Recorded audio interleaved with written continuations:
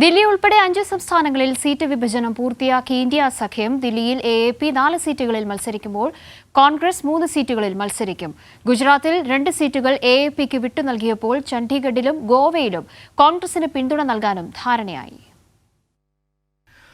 ഉത്തർപ്രദേശിന് ശേഷം പ്രതിപക്ഷ സഖ്യമായ ഇന്ത്യക്ക് കൂടുതൽ ഊർജ്ജം നൽകിക്കൊണ്ട് ദില്ലി ഉൾപ്പെടെ 5 സംസ്ഥാനങ്ങൾ കൂടി സീറ്റ് വിഭജനം പൂർത്തിയായി.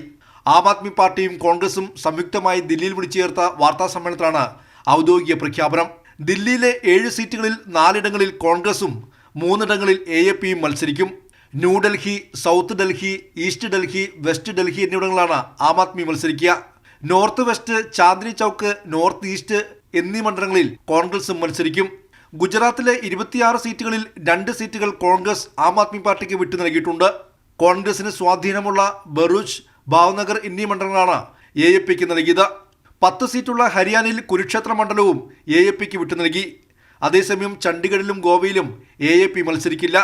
ഗോവയിലെ 2 മണ്ഡലങ്ങളിലും കേന്ദ്രഭരണ പ്രദേശമായ ചണ്ഡീഗഡിലും കോൺഗ്രസിനെ പിന്തുണയ്ക്കും. BJPക്ക് സ്വാധീനമില്ലാത്ത പഞ്ചാബിൽ സഖ്യമുണ്ടാകില്ലെന്ന് കോൺഗ്രസ് ജനറൽ സെക്രട്ടറി മുകുൾ വാസ്നിക് അറിയിച്ചു. पंजाब की विशेष परिस्थितियां है वो मेरे से बेहतर आप अच्छे से समझ सकते हैं और उन परिस्थितियों को देखकर ये फैसला किया गया है कि वहां पर दोनों राजनीतिक दल ये अलग अलग से चुनाव लड़ेंगे.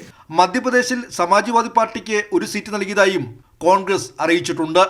ഉത്തർപ്രദേശിന് ശേഷം ദില്ലി ഉൾപ്പെടെ 5 സംസ്ഥാനങ്ങൾ കൂടി സീറ്റ് വിഭജനം പൂർത്തിയാക്കാനായത് പ്രതിപക്ഷ സഖ്യമായ ഇന്ത്യക്ക് ഏറെ ആത്മവിശ്വാസവും കരുത്തും പകരുന്നതാണ്.